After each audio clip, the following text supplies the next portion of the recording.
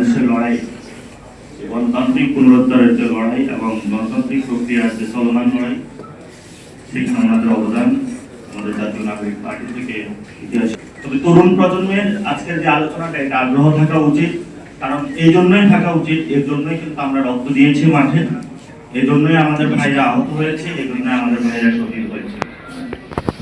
যারা আহত হয়েছেন, শহীদ হয়েছেন, তাদের রক্ত অঙ্গহানি আমরা মূল্যায়ন করতে পারবো যদি আমরা তাদের যে আকাঙ্ক্ষাটা ছিল তা যদি মূল্যায়ন করতে পারি। একটি গণতান্ত্রিক শক্তিশালী বাংলাদেশ আইডিয়া ভিত্তিক যদি রাষ্ট্র আমরা বিনির্মাণ করতে পারি। আমি ছোট্ট কয়েকটি কথা বলবো। আমাদের সংস্কার যে প্রক্রিয়াটা বাংলাদেশে বড় আকারে রব উঠেছে, সেই সংস্কার প্রক্রিয়া এবং নির্বাচনের যে প্রক্রিয়াটা রয়েছে, এটার ভিত্তিমূল হলো তিনটা। এই তিনটি ভিত্তিমূলের বাহিরে যদি আমরা সংস্কার প্রক্রিয়া করি, এই তিনটি ভিত্তিমূলের বাহিরে যদি আমরা নির্বাচন করি, তাহলে যে গণতান্ত্রিক এবং সত্যিকার অর্থে আমরা বাংলাদেশ দেখতে চাই, সেই বাংলাদেশের স্বপ্নের জায়গাটা আমরা কখনো পাবো না। এই তিনটি জায়গাটা হলো বা ভিত্তিমূল হলো, যেটা আমাদের স্বাধীনতার ঘোষণাপত্রে ছিল এবং সেই ঘোষণাপত্রে যার জন্য হলো বীর বাঙালিরা ৭১ সালে পাকিস্তানের হানাদার বাহিনীর বিরুদ্ধে বাংলাদেশের প্রতিটি গ্রামাঞ্চল নগরাঞ্চল হলো লড়ে উঠেছিল এবং আমরা একটি স্বাধীন শক্তিশালী রাষ্ট্র হিসাবে দক্ষিণ এশিয়াতে হিন্দুত্ববাদী ভারতের যে ন্যারেটিভ ছিল সেটার উপরে আজও দাঁড়িয়ে আছি। সেই তিনটি ভিত্তিমূল হলো, একটি হলো সাম্য, আরেকটি হলো মানবিক মর্যাদা, আরেকটি হলো ন্যায় বিচার। এই তিনটি জিনিসকে বাইপাস করে যদি আমরা সংস্কার করি, নির্বাচন করি, তাহলে আমরা মনে করি ৭১-এর যে আমাদের স্বাধীনতার যে ঘোষণাপত্র ছিল, সেই ঘোষণাপত্রের অবমাননার শামিল। এই তিনটি সাম্য, মানবিক মর্যাদা এবং ন্যায় বিচারকে বাইপাস করে যদি নির্বাচন করা হয়, সংস্কার করা হয়, তাহলে আমরা মনে করি আমাদের যে স্বাধীনতার ঘোষণাপত্র রয়েছে, সেই ঘোষণাপত্রের সাথে গাদ্দারি। এই গাদ্দারি যে দলে করুক না কেন, যেই পক্ষ করুক না কেন, সেটার জন্য তরুণ যুব বাংলাদেশের তরুণ তরুণী আলেম সমাজ সর্বদা অগ্রগামী সৈনিক হিসেবে পালন করেছিল তাদের যাত্রাটা, ভবিষ্যতেও থাকবে।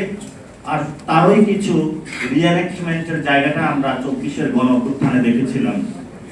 যদি সেই জায়গা থেকে কোন রাজনৈতিক দল, পক্ষ, গোষ্ঠী আমাদেরকে আবার পরাভূত করতে চায়, তাহলে আমরা ৫ তারিখে রিএনেক্টমেন্টে ফিরে যাব, জুলাইয়ের রিএনেক্টমেন্টে ফিরে যাব। কারণ আমাদের এখনো ১৮ কোটি মানুষের জীবন আছে, যেই জীবনের বিনিময় হলো মর্যাদার প্রশ্নে আমরা কোনো দেশ, দল, পক্ষ, গোষ্ঠীর সাথে কখনো আপোষ করব না। এবং এই মর্যাদার লড়াইয়ে বাংলাদেশ যতদিন জীবিত থাকবে, এদেশের মানুষ যতদিন থাকবে, ততদিন তারা লড়ে যাবে। আর এই তাদের মুখপাত্র হিসাবে আগামীর ভবিষ্যৎ বাংলাদেশের জাতীয় নাগরিক পার্টির কাজ করে যাবে। আমরা যখন পার্টি গঠন করেছিলাম, আমরা একটি শব্দ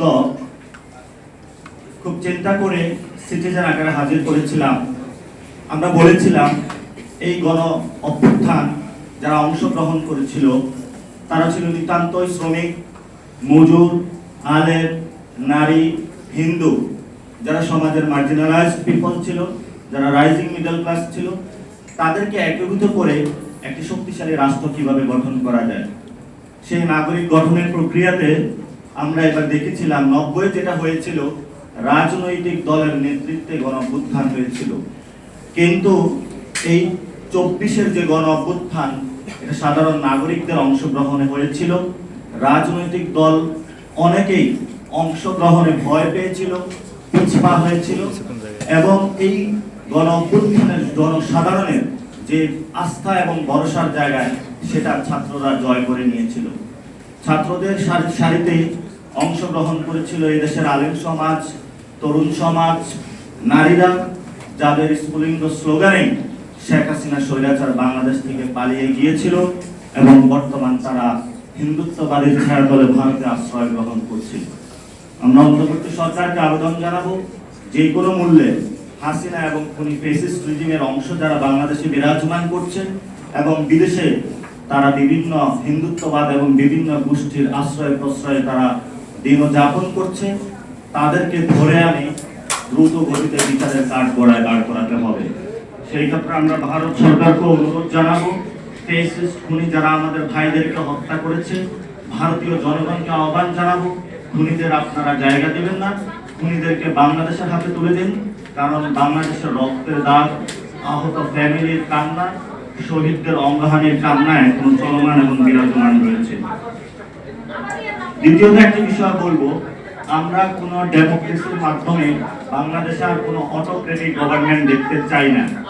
আমরা যদি সংস্কার প্রক্রিয়ার মধ্য দিয়ে না গিয়ে একটি নির্বাচনে যাই, যে সিস্টেমটা আমাদের চলমান রয়েছে, তাহলে আমরা মনে করি বাংলাদেশে নতুন একটি স্বৈরাচার আবির্ভূত হবে।